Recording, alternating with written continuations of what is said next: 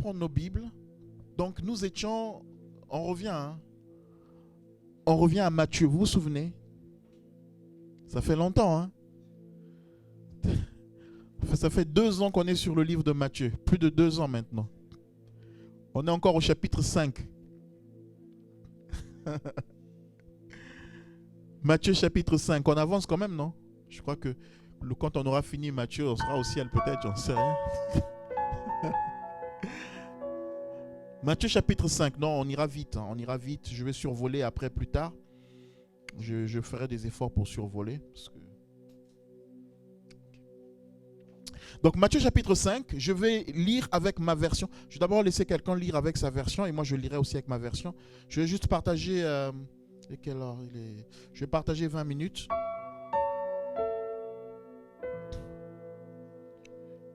Quelqu'un va lire Matthieu chapitre 5 à partir du verset 1 jusqu'au verset 12. Anthony, tu as trouvé? On va lire avec 2 versions. C'est fait exprès. Matthieu chapitre 5 à partir du verset 1 jusqu'au verset 12. Tu as trouvé? Ok. On y va? Amen. Vous avez tous trouvé? Attends, il y en a qui n'ont pas encore trouvé. Matthieu chapitre 5.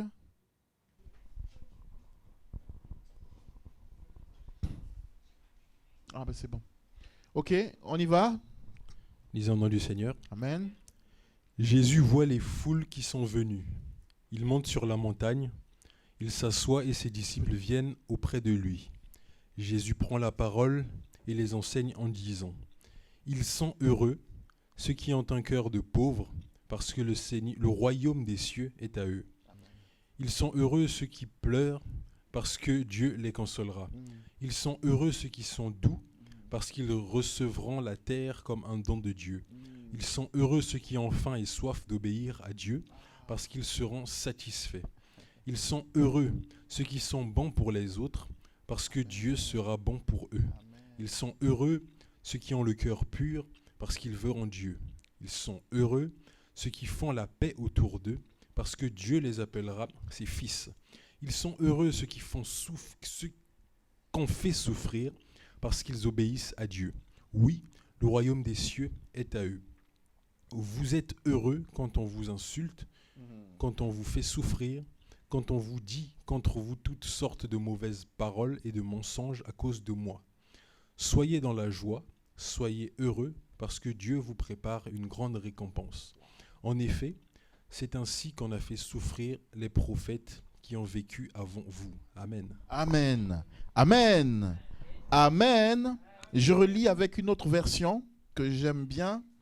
Vous allez voir que elle est déjà pas mal. C'est parole de vie, ça. Ok. Donc là, je vais lire parole vivante. Il est dit, quand Jésus vit tous ces gens rassemblés autour de lui, il monta sur une colline, il s'assit, ses disciples se rassemblèrent autour de lui et il se mit à les enseigner. Il commença par leur dire, heureux ceux qui sont conscients de leur pauvreté spirituelle, car c'est à eux que le royaume des cieux est réservé. Amen. C'est beau, hein? Heureux ceux qui sont conscients de leur pauvreté spirituelle. Ok. Verset 4. Heureux ceux qui sont dans l'affliction, car Dieu les consolera. Heureux ceux qui sont humbles et doux, ceux qui renoncent à leurs droits, car Dieu leur donnera la terre entière en héritage. Heureux ceux qui aspirent de toute leur force à vivre comme Dieu le demande, car ils seront pleinement satisfaits. Heureux ceux qui ont un cœur compatissant, sensible à la misère d'autrui, car Dieu aura aussi compassion d'eux. Heureux ceux qui sont sincères et droits, car ils verront Dieu. Heureux ceux qui répandent autour d'eux la paix, car Dieu les reconnaîtra pour ses fils. Heureux ceux qui sont opprimés, pour avoir fait ce que Dieu demande, car le royaume des cieux leur est réservé. Heureux serez-vous quand les hommes vous insulteront, vous persécuteront, lorsqu'ils répandront toutes sortes Oui, réjouissez-vous alors et soyez heureux parce qu'une récompense magnifique vous attend dans les cieux. Vous êtes dans la lignée de vos dévanciers, les prophètes d'autrefois. Eux aussi ont été persécutés de la même manière. Amen. Eux aussi ont été persécutés de la même manière. J'aime, il y a beaucoup de mots ou de formulations que je trouve magnifiques dans cette version-là. Le mot qui revient beaucoup ici, qui l'a retenu, le mot qui revient le plus ici? Heureux ceux. Heureux ceux qui. Heureux ceux qui. Hein? Pas heureux ceux qui, hein? C'est pas en lingala ceux qui. C'est heureux. Heureux ceux qui. Amen. Heureux ceux qui, en latin, en fait, c'est beati. C'est pour ça qu'on appelle ça les béatitudes. Donc Dieu, en fait, rattache une promesse à tous les gens qui vivent ces choses-là. C'est-à-dire que, moi, vraiment, j'aime la vision de Dieu parce que la vision de Dieu n'est pas notre vision. Nous, pour nous, être heureux, on a une autre définition du fait d'être heureux. D'ailleurs, j'ai pris la définition du fait d'être, du mot heureux. La définition, quand je regarde dans le dictionnaire, bon, il y en a plusieurs, mais j'en ai pris 3. C'est un adjectif qui veut dire celui qui jouit du bonheur, qui possède ce qui peut le rendre, enfin, ce qui le rend content. Quelqu'un qui possède quelque chose qui le rend content. Ça, c'est une première définition. Il y a une deuxième définition, c'est la condition de la situation, hein, d'une personne qui se sent heureuse. Hein, donc, tu es dans une condition, bon, tu as eu une grosse prime au travail, tu es heureux. Tu as eu un CDI, tu sautes, hein, comme ce jour-là, ce dimanche-là, quand je sautais au culte, je dansais, tout ça. Les gens ne comprenaient pas. Ah, mais lui, d'habitude, il ne danse jamais. Qu'est-ce qui se passe? Hier, il a eu un appel, il est retenu. Mais, voilà, j'étais heureux. Donc, c'est un état. Amen. Et dans heureux, il y a aussi la faveur, celui qui est favorisé par la vie ou par un sort. C'est-à-dire que, bon, quelqu'un a gagné au loto, il est heureux puisqu'il a été tiré au sort. Enfin, voilà, donc il est favorisé. Mais, moi, la définition que j'aime bien ici, là, c'est la première qui dit qui jouit du bonheur, qui possède ce qui peut le rendre content. Celui qui possède quelque chose qui peut le rendre content. Qu'est-ce que tu possèdes? Qu'est-ce que nous possédons pour être heureux? La parole de Dieu, amen. Oui, la parole, mais plus simplement. Dieu. Hein? Qu'est-ce que tu voulais dire? Ta famille. Oui. On est heureux quand on possède une famille. Amen. Mais il y a quelqu'un qui est plus qu'une famille, qui est plus que tout. C'est Christ. Quand je possède Christ, je suis heureux. Ça ne veut pas dire que je ne vais pas souffrir. Ça ne veut pas dire que je ne serai pas triste à un certain moment. Ça ne veut pas dire que je ne vais pas traverser des moments difficiles. Mais Christ est le trésor qui ne périt jamais. Amen, amen, amen. En Christ, il y a tout. Donc, cette définition, je l'aime bien parce qu'elle dit être heureux, c'est quelqu'un qui jouit d'un bonheur parce qu'il possède quelque chose qui le rend content. Moi, des fois, ça ne va pas, des fois, je ne suis pas bien. Mais quand je pense à Christ, je suis content. Des fois, je vous dis, c'est dur. Mais à un moment donné, Christ qui est en moi donne une parole de réconfort. C'est-à-dire, dans mon esprit, je reçois quelque chose qui vient comme ça, qui dit, non, mais tu ne restes pas dans cet état. Tu ne peux pas rester dans cet état. Je suis avec toi. Et quand c'est comme ça, Christ me remonte. Juste regarde hier, regarde avant-hier, regarde il y a 2 semaines, regarde il y a 1 mois, regarde il y a 1 an ce que j'ai fait. Et souvent, ce qui nous volent notre joie, comment on peut dire ça en français comment on peut dire que ceux qui nous volent notre heureux, donc, comment on peut dire ça hein? Les deux mots? Ah, d'accord. Non. Bon, ok. Ce qui nous vole cet état d'esprit d'être heureux, des fois, c'est le regard que nous avons par rapport aux attitudes des gens. Des fois, c'est même pas par rapport à Dieu. Parce que nous sommes focalisés sur les choses qui nous entourent. Et à un moment donné, celui qui est à l'intérieur de nous nous rappelle la parole qu'on a lue peut-être hier ou avant-hier. Quand tu lis la Bible, tu ne réalises pas que Dieu utilisera le verset que tu as lu après-demain parce que tu auras une situation. Tu es juste en train de lire et puis, à un moment donné, 2 jours, 4 jours, 1 semaine après, tu n'es pas bien. Et puis, le Seigneur te rappelle le verset que tu avais lu. Et là, tu dis, je te dis merci Seigneur pour les problèmes. Je te dis merci Seigneur. Merci mon Dieu. Amen. Hein? Est-ce que je peux dire merci à Dieu en toutes circonstances?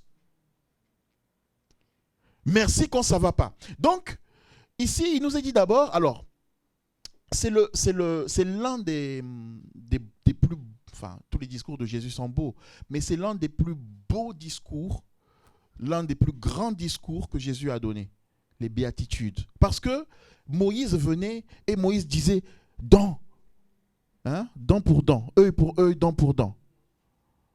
Il faut que tu payes pour ce que tu as fait. Tu vois? Donc, il n'y a pas de miséricorde. Et là, Jésus arrive, il vient donner une autre vision, une autre façon de vivre, une autre façon de faire, une autre façon de voir. Première chose, il dit, heureux ceux qui sont conscients de leur pauvreté spirituelle, car c'est à eux que le royaume des cieux est réservé. Heureux ceux qui sont conscients de leur pauvreté spirituelle. Alors, dans l'autre version, c'est heureux les pauvres en esprit, car le royaume de cieux est à eux. Je bénis Dieu parce que c'est marqué les pauvres en esprit. Si c'est juste marqué les pauvres, ça va être compliqué. Vendredi, on était, c'était jeudi, je crois, jeudi ou vendredi, bref, on était au boulot, comme moi, presque, bon, quand j'ai un peu de temps, je vais prendre le café avec les collègues. Et donc, quelqu'un lance le sujet, il dit même Dieu, hein, d'ailleurs, il n'aime pas les riches, c'est écrit dans la Bible. Je dis, ah, oh, merci, on m'a tendu la paix. Il dit, il y a un passage qui dit, non, il n'a pas dit un passage, ça c'est moi qui parle comme ça, mais l'expression qu'il avait utilisée, c'est, il y a quelque part, on dit, le riche n'entrera pas par le trou d'une aiguille, tout ça. Donc, vous voyez, donc Dieu n'aime pas les riches. Donc, ça, c'est comme ça, on me jette un pic. J'ai dit, mais merci Seigneur. J'ai rappelé le passage. Comme c'est vous qui me tendez la perche, on va partager, les frères et sœurs. Donc, j'ai rappelé le passage. C'est pour ça qu'il est important de connaître la parole. J'ai rappelé le passage. J'ai dit, non, c'est un passage de la Bible qui dit qu'il est plus facile pour un chameau de passer par le trou d'une aiguille qu'à un riche de rentrer dans le royaume des cieux. Ah oui, oh, le trou d'une aiguille. Alors, vous voyez, on connaissait les gens. Hein. Oh, le trou d'une aiguille. Oh, comment ça? Le chameau. Oh. J'ai dit non. C'est une figure de style. Quand on parlait du trou d'une aiguille, c'est une porte de Jérusalem. Parce qu'il parlait avec le langage de l'époque. Donc, le trou d'une aiguille, c'est une porte de Jérusalem. Comme par exemple, on dit à Paris, porte de Lila, porte de la Chapelle. Donc là, c'est une porte pour rentrer dans Jérusalem. Et donc, Jésus est en train de dire, c'est plus facile pour un chameau de rentrer par le trou d'une aiguille qu'à un riche de rentrer au ciel. Pourquoi? Parce que, à l'époque, je leur explique, le chameau, il est grand, mais il s'humiliait, il se rabaissait, et c'est son maître qui le chargeait. Donc, comme son maître le chargeait, le maître pouvait savoir que la charge que j'ai mise là, il va pouvoir passer par la porte. C'est-à-dire que la hauteur de la porte, le chameau pourra passer. Ça ne va pas être trop grand. Donc, c'est plus facile pour un chameau puisqu'il se laisse charger par son maître. Mais le riche qui était là, non pas que Jésus avait un problème avec les riches, mais Jésus lui a dit quoi? Va, vends les biens que tu as, donne aux pauvres, viens et suis-moi. Il a refusé. Donc lui, il respectait la loi, mais il n'aimait pas les pauvres. Donc, comme nous par exemple ici, bon, comme les gens qui n'aiment pas les riches, souvent c'est des pauvres. Donc Jésus était pour les pauvres, puisqu'il dit aux riches de partager avec les pauvres. Ah oui, ah bon, d'accord, ah oui, on a compris, ok, merci Seigneur, la parole est passée. Amen. Donc, il ne s'agit pas des pauvres. Les gens vont prendre la parole, ils vont dire, ah, les pauvres, ils n'iront pas. Enfin, la parole, c'est que pour les pauvres, vous voyez, il y a des gens qui disent, oui, dans vos églises, est-ce qu'il y a même des riches? Est-ce qu'il y a même des riches qui sont chrétiens? Mais ce que les gens oublient, c'est que les plus grandes inventions ont été faites par des chrétiens. Amen. Alors là, quand on parle de riches, on parle d'argent. On ne parle pas de... Voilà. Bon, parce qu'on est tous riches. Nous avons été comblés de toute richesse en Jésus. Amen. Et puis la richesse, c'est aussi une question de point de vue. Quelqu'un qui gagne même pas 200 euros, quoi, il va voir quelqu'un qui gagne 2000 euros, il va dire lui, il est riche. Quelqu'un qui a une Twingo, voilà, des années, quand il va voir quelqu'un qui a une C4 de 2022, il va dire lui, il est riche. Mais il ne sait pas que la C4 là, c'est crédit. Vous voyez? Donc, c'est question de point de vue. Amen, amen, amen. Ok. Donc, Jésus dit, heureux les pauvres en esprit, et dans ma version, c'est heureux ceux qui sont conscients de leur pauvreté spirituelle. Donc, ce n'est pas une pauvreté d'argent, mais c'est une pauvreté spirituelle.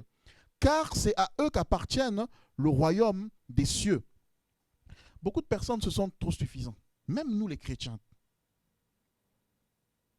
Des fois, on rentre dans une forme d'orgueil. Ah, j'ai découvert Jésus, j'ai rencontré Jésus, ok, je connais la parole, qui peut encore m'enseigner?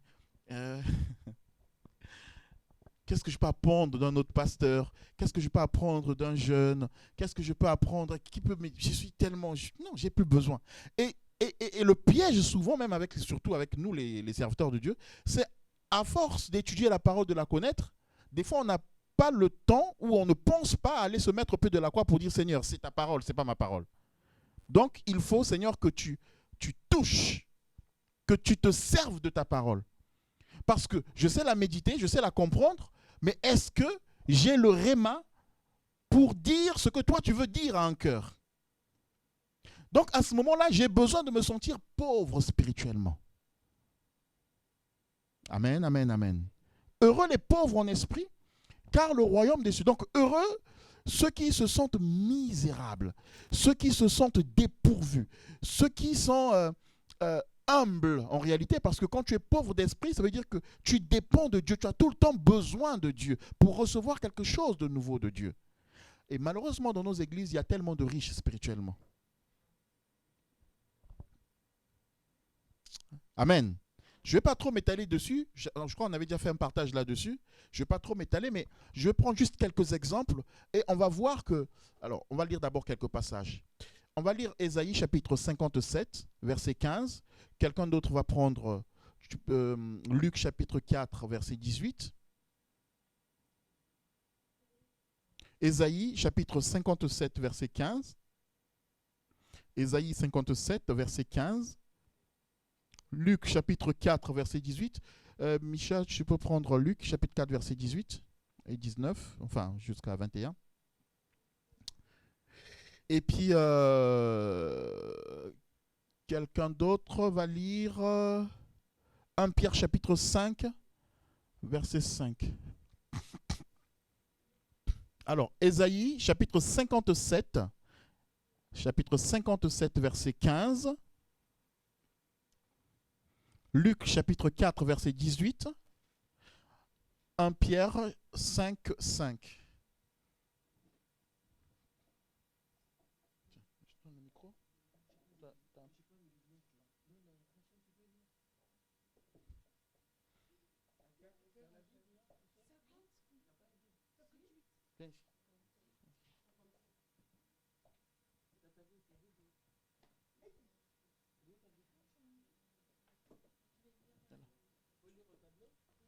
Ok. Et ici, tu as trouvé Luc? Là, tu as trouvé? Tu peux lire Anthony? Donc, Ésaïe, Micha, Luc et affiche 1 Pierre chapitre 5. Ah, pardon, non, c'est bon. C'est bon, c'est bon. Ok, on y va là? Non, tu lis Ésaïe. Donc, je vous donnerai des passages, on va lire rapidement. Ok. Il est au nom du Seigneur. Hmm. Voici ce que dit Dieu, voici ce que dit le Dieu saint, lui qui est au-dessus de tout et qui a une habitation pour toujours. Moi, le Dieu saint, j'habite là-haut. Moi, je suis aussi avec les gens qu'on écrase et qui ont un cœur de pauvre. Je veux rendre la vie à ceux qui ont un cœur de pauvre. Je veux rendre la vie à ceux qu'on écrase. Amen. Amen. Est-ce que vous avez suivi? Amen, hein? Est-ce que tu peux relire? Lis comme... Voici ce que le Dieu saint, lui qui est au-dessus de tout Amen. et qui a une habitation pour toujours. Moi, le Dieu saint, j'habite là-haut. Mais je suis avec les gens qu'on écrase et qui ont un cœur de pauvre. Je veux rendre la vie à ceux qui ont un cœur de pauvre. Je veux rendre la vie à ceux qu'on écrase. Amen. Amen. Heureux serez-vous quand vous serez méprisé, quand vous serez écrasé, quand vous serez humble. Vous êtes heureux pourquoi? Parce que Dieu, il dit qu'il habite là-haut, mais il est aussi avec les personnes qui ont un cœur contrit. Dans une autre version, c'est un cœur contrit, c'est marqué là. Je suis avec l'homme contrit et humilié, afin de ranimer les esprits humiliés. Et là, dans ta version, c'était un cœur de pauvre. Amen. Donc Dieu travaille avec des personnes qui sont remplies d'humilité. Ça, c'est vraiment important. On lit Luc chapitre 4 jusqu'au verset 21. Luc chapitre 4, versets 18 à 21. L'Esprit du Seigneur est sur moi, parce qu'il m'a consacré par onction pour annoncer la bonne nouvelle aux pauvres. Il m'a envoyé pour guérir ceux qui ont le cœur brisé, pour proclamer aux prisonniers la délivrance et aux aveugles le recouvrement de la vue, pour renvoyer libres les opprimés, pour proclamer une année de grâce du Seigneur. Ensuite, il roula le livre, le remit au serviteur et s'assit. Tous ceux qui se trouvaient dans la synagogue avaient les regards fixés sur lui. Alors il commença à leur dire, « Aujourd'hui, cette parole de l'Écriture que vous venez d'entendre est accomplie. » Amen. Amen. L'Esprit du Seigneur est sur moi parce qu'il m'a oint pour annoncer la bonne nouvelle à qui? Aux pauvres. Alors ici, on peut croire que c'est pour ça que les gens disent Jésus est venu souvent pour les pauvres. Donc ils croient que c'est les pauvres en termes d'argent. Non, pauvres d'esprit, une fois de plus. Donc, quand tu es rempli d'humilité, il y a une bonne nouvelle pour toi. Amen. Quand tu as un cœur humble, Jésus a une bonne, il dit, je suis venu pour annoncer. Et il ne s'arrête pas à annoncer. Il continue. Il dit, il m'a envoyé pour guérir ceux qui ont le cœur brisé. Cœur contrit tout à l'heure qu'on a lu dans Ésaïe chapitre 57. Amen, amen, amen. Et donc, il dit, cette parole, le verset 21, il dit, il commença à leur dire, aujourd'hui est accomplie cette parole de l'Écriture et vous l'entendez. Aujourd'hui est accomplie cette parole. Quelle parole? Annoncer la bonne nouvelle. Qui n'attend pas une bonne nouvelle? Nous attendons tous une bonne nouvelle. Nous avons tous soif de recevoir quelque chose de nouveau, quelque chose de bien, quelque chose qui va nous apaiser, quelque chose qui va nous guérir. Et Jésus dit, maintenant je suis là aujourd'hui pour annoncer la bonne nouvelle aux pauvres. Et il dit, cette parole-là s'accomplit aujourd'hui. C'est-à-dire que l'annonce de la bonne nouvelle s'accomplit aujourd'hui. La guérison s'accomplit aujourd'hui. Sortir des prisons, ça s'accomplit aujourd'hui. La restauration s'accomplit aujourd'hui. Donc, ça ne dépend pas de Jésus, ça dépend maintenant, est-ce que moi, j'ai un cœur de pauvre? Ça va s'accomplir aujourd'hui pour celui qui décide d'avoir un cœur humble. C'est pour cela que des fois, nous venons aux réunions dans nos différentes églises, mais on dit, mais Dieu, depuis longtemps, le Dieu là, je l'attends, mais il ne fait rien. Depuis, j'attends qu'il agisse, mais il se passe quoi? Alors, il y a plusieurs raisons. Ça peut être le temps de Dieu, parce que Dieu peut prévoir d'accomplir sa promesse à une certaine période, mais ça peut aussi être le fait que je m'attends à Dieu, mais en même temps, je ne suis pas dans une attitude d'humilité, de pauvreté spirituelle. Je dis bien pauvreté spirituelle, ça veut dire que je m'attends à toi, Seigneur. C'est toi qui dois faire. Donc, on prie, on dit, Seigneur, je m'attends à toi, mais dès qu'on est sorti de là, on a une solution B qu'on met en application. Je ne sais pas si je me fais comprendre. Je n'ai pas envie d'aller dans les détails. Je n'ai pas envie de donner des exemples. C'est comme moi. Bon, je vais donner mon exemple comme ça au moins. Ça va être comme moi à l'époque. À l'époque, j'étais au Congo, donc j'avais un taxi. Et donc ce taxi-là, il y avait un chauffeur. Et le chauffeur, tout le temps, il revient. Oui, les policiers m'ont arrêté. Bon, pour ceux qui ne connaissent pas, en Afrique, vraiment, les policiers, c'est pas comme ici. Hein. Le policier, quand il t'arrête, même si tu as tous tes papiers, il va te dire, tu n'as pas mis ton clignotant. Mais je ne tournais pas. Pourquoi tu veux que je mette mon clignotant? Bref. Donc, le chauffeur, quand il revient, en plus, il n'y a pas de compteur dans la voiture. Comme ici, là, donc tu peux savoir tout ça. Donc, lui, il vient chaque fois. J'ai travaillé jusqu'à 16 heures, mais les policiers m'ont arrêté. Ils m'ont pris la recette. Tout le temps, c'était comme ça. Et pendant ce temps, la voiture tourne. Donc, du coup, forcément, elle se détériore. Il faut des pannes, il faut faire des réparations, il faut payer les assurances. Bon, et puis, un jour, il me dit, mais tu sais, ce que les gens font, tu vois, tu mets la voiture, tu prends la carte grise, tu la mets à la maison, tu la déclares perdue, et on fait une déclaration de perte comme si c'était la carte grise d'un colonel. Donc comme ça, après, les papiers restent à la maison, moi je roule avec la déclaration de perte, et quand on m'arrête, je montre déclaration de perte, les papiers sont perdus, donc le temps de les refaire, ça c'est la voiture d'un colonel. Donc comme ça, quand des policiers m'arrêtent, je peux passer. L'enfant de Dieu. En plus, lui, on l'a gagné au Seigneur, hein, le chauffeur là, on l'a gagné au Seigneur. Bon, on l'a gagné au Seigneur. En tout cas, il était, voilà. Donc moi, je dois être un modèle. Et qu'est-ce que je fais? Bon, je réfléchis. Mais en fait, la réflexion là, c'est l'Esprit de Dieu qui me dit, mais non, tu ne peux pas faire ça, toi. Et puis, je dis, bon, fais quand même la déclaration. J'ai donné l'argent. On a fait une déclaration de perte.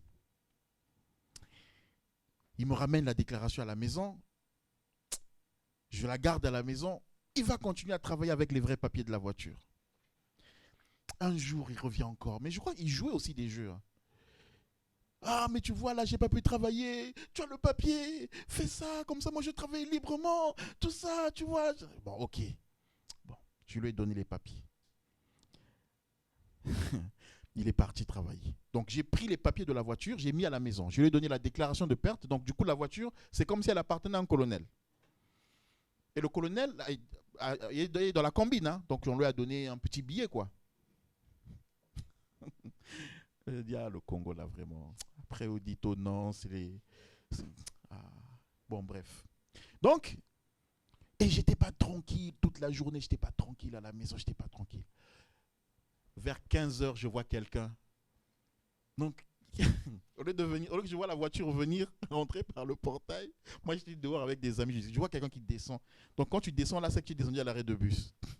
Tu vois, le chauffeur qui descend à pied, il dit, Seigneur. Le gars, il vient à pied, c'est qu'il y a un problème. Il arrive, il dit, qu'est-ce qu'il y a? J'ai eu un accident. Mais comment ça, un accident? Non, mais j'ai eu un accident. Mais avec qui? La première question, c'est ça. Avec qui? Parce que bon, c'est question de pouvoir. Si c'est un faible, tu vois, ça passe. On utilise des papiers du colonel. Avec qui? Non, mais c'est la voiture d'un ministre. Donc la voiture d'un ministre qui tournait, en plus celui qui conduisait la voiture, c'était un militaire qui n'avait pas de permis. Donc il m'a fauché, donc c'est lui qui est en tort. Mais oui, mais c'est lui qui est en tort. Mais bon, alors au niveau commissaire, on arrive au commissariat, là-bas j'appelle maman, tout ça, on arrive avec maman. Et puis nous on doit payer la réparation de la voiture du ministre et notre propre voiture. On doit payer des amendes et papa n'était pas là, il était en voyage. Donc je dis à maman, mais les papiers sont où? Le colonel. Le colonel a pris ses papiers, il a fouillé.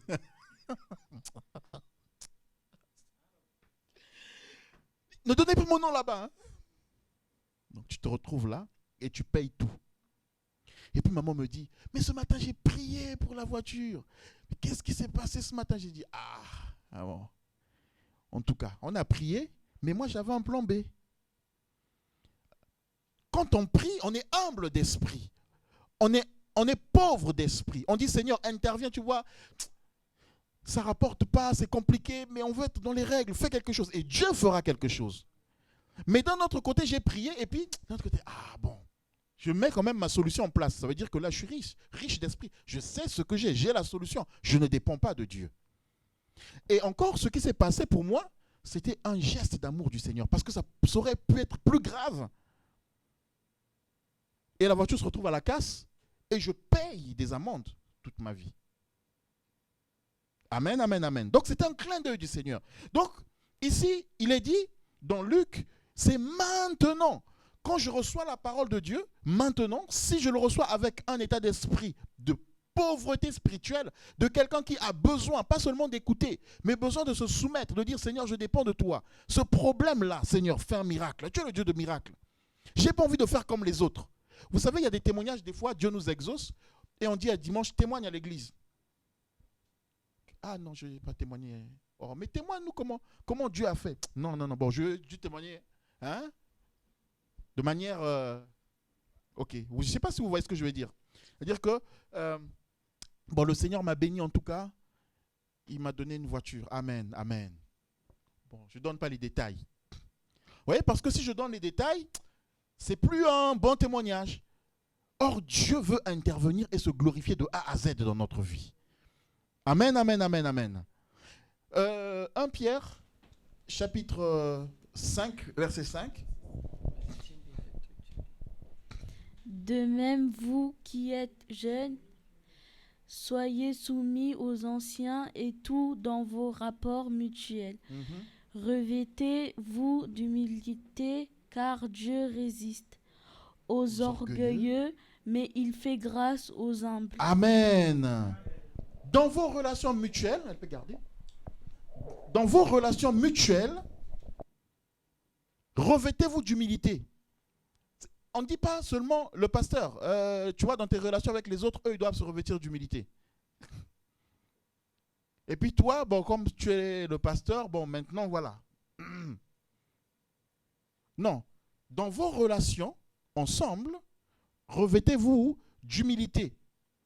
Et ici, il dit, de même vous, ici il parle aux jeunes, de même vous qui êtes jeunes, soyez soumis aux anciens, et tous,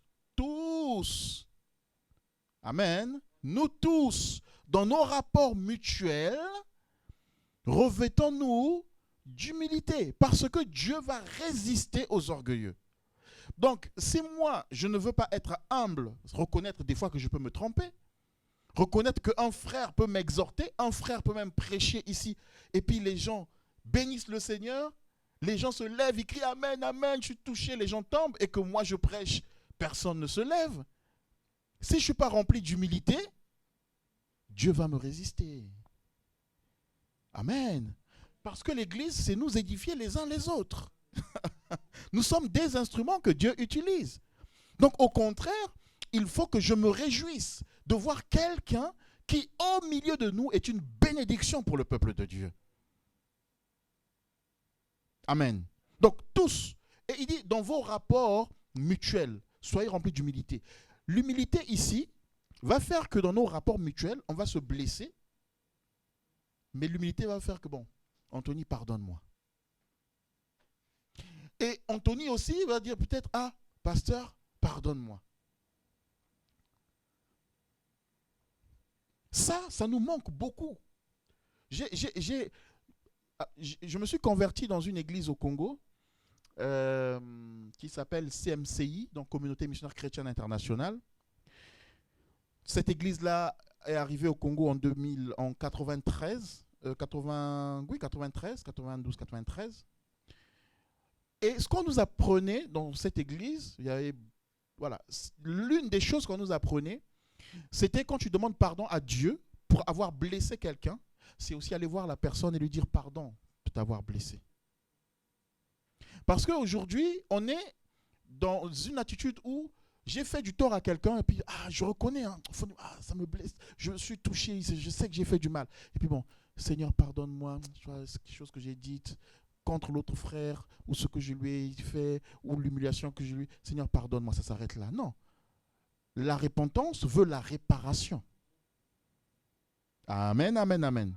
Donc, c'est aller voir la personne et dire, tu vois ce qui s'est passé, mais je te demande pardon. Je te demande pardon. C'est ça, les relations mutuelles. Tu vois, la position que j'avais prise dans cette situation, j'ai compris que ce n'était pas la bonne. Je te demande pardon. Parce que comment je peux demander pardon à Dieu, c'est-à-dire que Dieu, des fois, il nous regarde, il peut dire, mais mon fils, toi, tu me demandes pardon. C'est d'abord lui que tu avais offensé.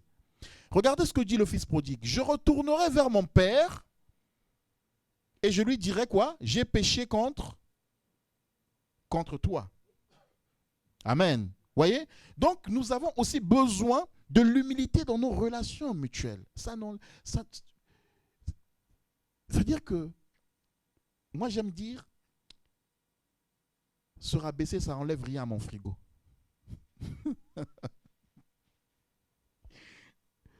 Si on m'injurie, je rentre à la maison, j'ouvre le frigo. S'il y avait un coca, le coca sera là. Si on n'avait pas, il n'y en aura pas. Donc ça n'impacte pas mes finances. Donc demander pardon à quelqu'un, ça n'impacte en rien ce que je suis. Mais au contraire, ça me conduit à être à l'image de Christ. Alléluia. Que nous soyons des hommes et des femmes remplis d'humilité. Si nous sommes remplis d'humilité, la parole qu'il dit, il dit, c'est aujourd'hui, cette parole s'accomplit. Aujourd'hui, elle va s'accomplir dans ma vie. Donc il y a des choses qui ne s'accomplissent pas parce que je ne suis pas dans cette attitude, cette position que le Seigneur attend de moi. C'est comme nous avec les enfants. Des fois, on attend que l'enfant manifeste un caractère de simplicité, d'humilité, de compréhension pour que je lui donne le chocolat qui est juste là à côté. Et des fois, je lui dis, bon, on dit quoi? J'attends le mot. Bon, les autres me disent le mot. Qu'est-ce que tu veux? J'attends quoi? Qu'est-ce qu'on dit? Tant qu'il n'a pas dit ce mot, on lui donne pas. Dès qu'il dit, s'il te plaît, on prend et on donne. Donc, en réalité, son chocolat est accompli aujourd'hui. Mais c'est lui qui a la clé pour déclencher ma main, aller chercher le chocolat et le lui donner. Ta bénédiction est accomplie aujourd'hui.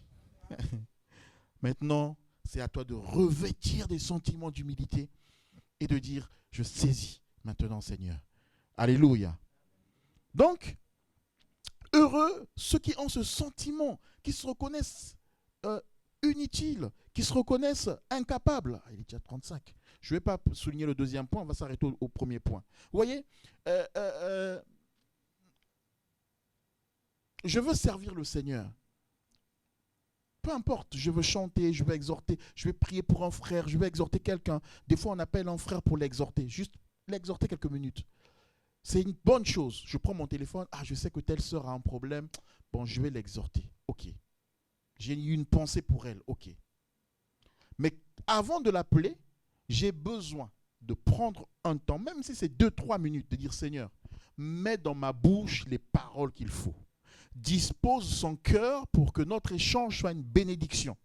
C'est ça, être pauvre d'esprit. C'est-à-dire de dire, Seigneur, ce que j'ai envie de faire, ce n'est pas parce que je connais la parole, je sais comment exhorter, mais ce que j'ai envie de faire, c'est parce que c'est toi qui vas m'utiliser et je vais donner de ta parole. Amen.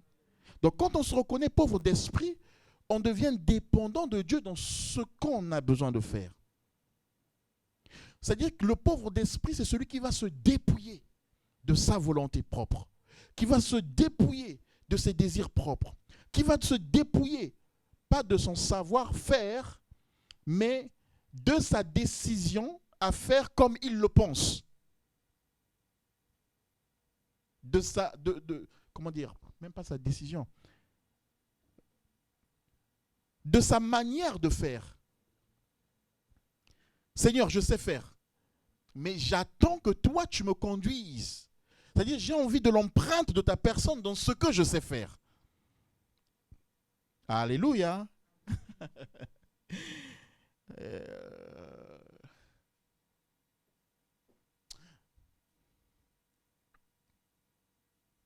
Alléluia, que Dieu nous aide. Donc, si je suis pauvre d'esprit, une réunion, par exemple, je vais la préparer. Pas la préparer humainement, pas la préparer comme je sais le faire, mais la préparer en m'attendant à Dieu pour que Dieu fasse quelque chose pendant cette réunion-là. Parce que sinon, ça veut dire que je m'appuie sur mes capacités, je m'appuie sur mes connaissances. Bon, je sais que ça se passe comme ça, je sais que si je fais ça, ça va passer comme ça, je sais que si je fais ça, ça va passer comme ça. Oui, mais là, je suis en train de faire ce que je sais faire. Peut-être qu'il y aura de l'émotion, mais il n'y aura pas l'esprit. Or, c'est quand l'esprit intervient qu'il y a des guérisons. Parce que l'émotion, il y en a dans les manifestations, je suis désolé. On a regardé un reportage là sur une chanteuse, mais les gens pleuraient. Vous voyez? Donc, mais ce n'était pas chrétien. Les gens étaient touchés, les gens étaient impactés. Mais nous, l'avantage avec nous, c'est que nous vivons une relation avec Dieu. Donc, quand je suis touché et que je manifeste quelque chose, je le manifeste parce que j'ai une relation avec Dieu, j'ai un vécu avec Dieu. Et derrière cette manifestation, il y a une transformation, il y a une guérison, il y a une élévation. Amen, amen, amen. Mais tout ça pour le vivre, il faut d'abord que, Seigneur, s'il te plaît, dimanche on va se rencontrer. Sois au centre. Seigneur, prends la place. Seigneur, règne. Seigneur, je sais ouvrir la Bible, je sais trouver les versets, je sais exhorter. Mais je veux que ce soit toi qui parles au cœur. Ce soit toi qui mettes mes paroles dans ma bouche. Ce que je veux dire, est-ce que c'est ce que tu attends, Seigneur? Alléluia. Est-ce que c'est ce que tu attends? Est-ce que c'est ce que tu veux dire à ton peuple? Donc c'est là que je dépends de Dieu. Et Dieu veut qu'on dépende de lui. Amen, amen. Il y a un passage, je vais finir par ce passage-là. Je lis rapidement. Alors, c'est dans Luc chapitre 12. Je lis juste un passage. Luc chapitre 12, verset 16. Il leur dit cette parabole. Vous notez juste, Luc 12, verset 15. Il leur dit cette parabole. Les terres d'un homme riche avaient beaucoup rapporté. Il raisonnait en lui-même, disant, que ferai-je? Je ne sais pas. Alors, tu lis, trouve-moi ça, s'il te plaît, avec ta version. Je n'ai pas de place pour serrer ma récolte. Voici, dit-il, ce que je ferai. J'abattrai mes greniers, je bâtirai de plus grands, j'amasserai toute ma récolte et tous mes biens. Et je dirai à mon âme, tu as beaucoup de biens en réserve. Pour plusieurs années, repose-toi, mange bien et réjouis-toi. Mais Dieu dit, insensé, cette nuit même, ton âme te sera redemandée. Et ce que tu as préparé, pour qui cela sera-t-il? Tu peux le lire? Tu l'as trouvé? 15 à partir du verset 15. Vas-y, à partir du verset 16. Lisons au nom du Seigneur. Alors Jésus leur raconte une histoire. Un homme riche a des terres qui produisent une bonne récolte. Il se demande, qu'est-ce que je vais faire? Je n'ai pas assez de place pour mettre ma récolte. Alors il se dit, voilà ce que je vais faire. Je vais démolir mes greniers et en construire de plus grands. J'y mettrai toute ma récolte et mes richesses. Ensuite, je me dirai à moi-même, mon ami, tu as là beaucoup de richesses pour de nombreuses années. Repose-toi, mange, bois, amuse-toi. Mais Dieu lui dit, tu es fou, cette nuit, je vais te reprendre ta vie. Et tout ce que tu as mis dans tes greniers, tu vas l'avoir. Jésus ajoute, voilà ce qui arrive à ceux qui cherchent des richesses pour lui-même. Pour lui-même. Même. Jésus ne dit pas que c'est mauvais de rechercher des richesses. Attention. Il dit, voilà ce qui arrive pour des gens qui recherchent des richesses pour eux-mêmes. C'est-à-dire qu'ils dépendent d'eux. Cette personne-là, c'est bien, elle a travaillé. Dieu nous recommande de travailler. Dieu veut qu'on travaille. Elle a travaillé. Elle a fait de grandes récoltes. Tellement grandes qu'il dit, je vais casser mes greniers pour faire des plus grands, ce qui est logique, ce qui est normal. Mais il rajoute quelque chose. C'est quoi? Je dirai à mon âme, tu as beaucoup de biens en réserve. plusieurs années. Repose-toi, mange, bois et réjouis-toi. Hé Seigneur, j'ai récolté. Qu'est-ce que tu attends? C'est là la dépendance de Dieu. Qu'est-ce que tu attends, Seigneur? Qu'est-ce que tu attends de moi? Qu'est-ce que je dois faire? Comment ça doit être utilisé? Il dit non, bon, moi en tout cas, j'ai réussi. Hein. Vous voyez, toute la non, c'est bon, je vais me poser, je m'assois, je bois, je suis tranquille. Et, tout. Et Dieu dit, mon frère, ta vie là, même ce soir-là, elle ne t'appartient pas. Elle va être réclamée. Alléluia. Donc, c'est-à-dire que ce n'est pas la richesse qui te sécurise.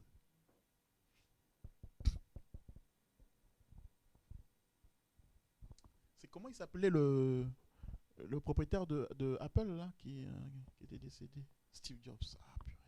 Ouais. Tellement riche. Tellement riche. Alors, souvent, on va dire, surtout chez nous en Afrique, quand quelqu'un meurt, et puis il y a quelqu'un qui est décédé là dernièrement, c'était en septembre ou novembre, d'un cancer, et la personne avait eu son visa pour venir se faire soigner. Mais elle est décédée juste quelques jours, 2 jours avant que le visa ne sorte. Et puis, donc, il y avait des gens qui culpabilisaient pour dire, bon, peut-être problème d'argent, on a perdu du temps, on a tout ça. Vous voyez, on peut rentrer dans une culpabilité qui commence à nous ronger parce qu'on n'a pas fait assez. Voilà. Mais on voit ici que Steve Jobs avait de l'argent. Ça n'a pas réglé le problème. Et c'est ce que ce verset. Et il y a beaucoup de personnes comme ça. Donc, que tu sois riche, que tu sois pauvre, ta vie est dans la main de Dieu. Amen. Les gens ont cherché CDI, ils ont trouvé CDI, ils ont cherché nationalité, ils ont eu la nationalité, ils ont cherché acheter une maison, ils ont acheté la maison. Et puis quelque temps après, la personne, elle n'est plus là. Jeune, hein? Elle n'est plus là. Notre sécurité est dans notre dépendance à Dieu. Amen, amen, amen. Donc je nous encourage simplement, vraiment ce matin, à humilier nos cœurs devant Dieu. C'est-à-dire que dépendre de Dieu, c'est Seigneur, comme je disais dimanche dernier, il y a quelque part où on parle de toi. Seigneur, je veux y être. J'ai une occasion de t'écouter, je veux y être. J'ai une occasion de t'entendre, je veux y être. J'ai l'occasion de partager avec un frère, je veux y être. C'est ça, dépendre, soif du Seigneur. On va le voir dans les autres versets. Hein? Heureux ceux qui ont soif. Ceux qui ont soif de Dieu, ceux qui ont soif de la justice. On va le voir plus tard. Mais Dieu, c'est ce cœur-là qu'il attend de nous. Et ce que Satan fait, pour finir, c'est que Satan nous détourne de ce que Dieu attend. C'est-à-dire que Satan vient et il va te dire, mais non, mais tu vois, je marche dans la puissance, j'accomplis des miracles, je vis une vie de faveur, je sais qui je suis. Le piège dans ça, c'est pas mauvais, attention. Hein. La chanson n'est pas mauvaise. Amen. Mais le piège, c'est des fois, moi j'ai vu beaucoup de chrétiens, ça nous rend orgueilleux. J'accomplis des miracles, je vis une vie de... Alors, et ça nous sort de la dépendance. Oui, je marche dans la puissance tant que je dépends du Seigneur. J'accomplis des miracles tant que je dépends du Seigneur. Mais des fois, on va chanter ça et tu demandes, tu as lu ta Bible dans la semaine? Non. Oh, mais dans quelle puissance tu marches?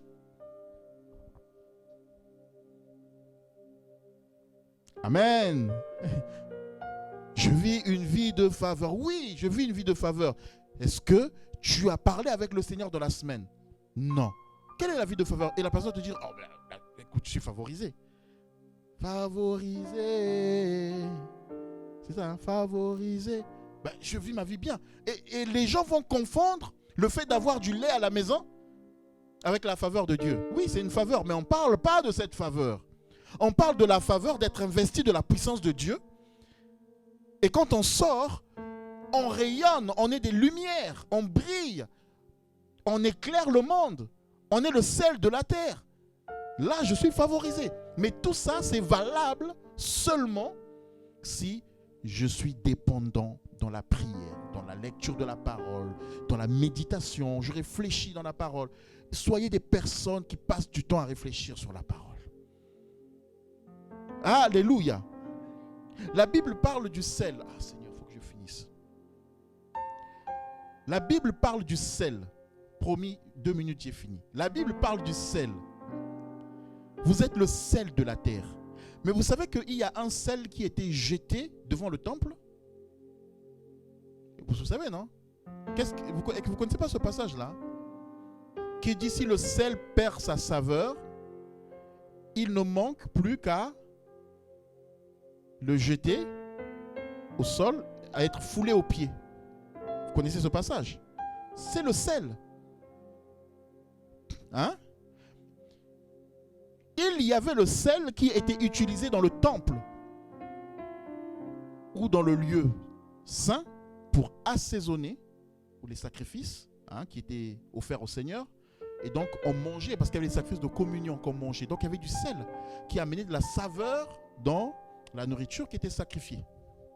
Mais il y avait aussi le sel qui était jeté dehors et foulé aux pieds. Mais les deux, c'était des sels. Quel type de sel je suis? Celui qui était jeté dehors, c'est en fait quand il... comme ici, vous savez, ici on met le sel quand il neige. À l'époque, c'était pareil. C'est-à-dire que devant le temple, on mettait du sel, dans le sel qui n'avait plus de saveur, on le jetait dehors pour que les gens ne glissent pas devant le temple. D'accord? Et donc c'est de ce sel-là, donc c'est pour ça qu'il dit que le sel qui est foulé aux pieds. Donc c'est un sel qui était dans le temple, qui était utile et qui est jeté dehors et qui n'est plus utile, qui n'a plus de saveur. Et puis il est toujours au temple, mais il est dehors, il est foulé aux pieds. Il n'est pas sur le lieu de l'excellence. Mais par contre, ce sel continue à chanter.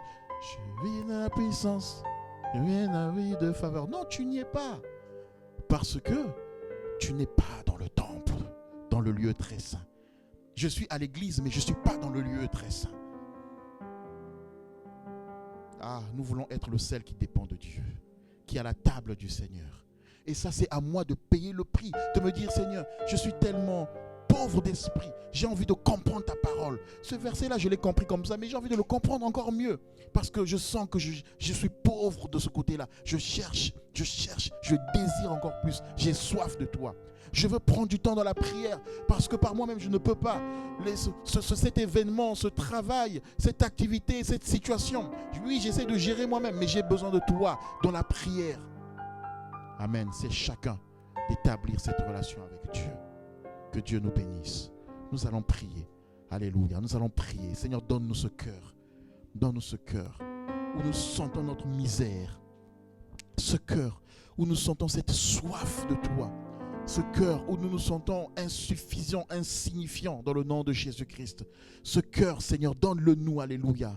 Élevons nos voix, prions. Nous ne voulons pas que l'ennemi nous fasse détourner du plan de Dieu. Seigneur, donne-nous ce cœur. Donne-moi ce cœur, Seigneur. Ce cœur où je dépends de toi. Seigneur, ce cœur où je ne me suffis pas à moi-même. Où je ne dis pas, bon, je connais, je sais comment exhorter, je sais comment... Non, Seigneur, je veux avoir ce cœur qui tout le temps s'attend à toi. Tout le temps, Seigneur, veut recevoir de toi, veut être conduit par toi, Seigneur. Je veux pour mon frère, je veux pour ma soeur. Ce cœur qui désire se retirer à un moment donné, ouvrir la parole et parler avec toi, communier avec toi, échanger avec toi, apprendre de toi, Seigneur. Père, je te supplie, nous ne voulons pas être des chrétiens ballottés à tout vent de doctrine, mais nous voulons être ces hommes et ces femmes qui sont plantés comme un arbre près d'un courant d'eau. Alléluia. C'est cet arbre qui tient, qui donne du fruit, qui donne des feuilles, du feuillage qui ne flétrit point, Seigneur, et qui donne du fruit dans sa saison. Nous voulons être cet arbre, Seigneur. Alors nous voulons être plantés dans ta parole. Que chacun ici soit planté dans ta parole. Que chacun ici vive dans le nom de Jésus-Christ l'humilité. Que chacun ici, Seigneur, décide que c'est son jour de l'accomplissement des prophéties du Seigneur. Au travers de l'humilité, de la simplicité, du rabaissement.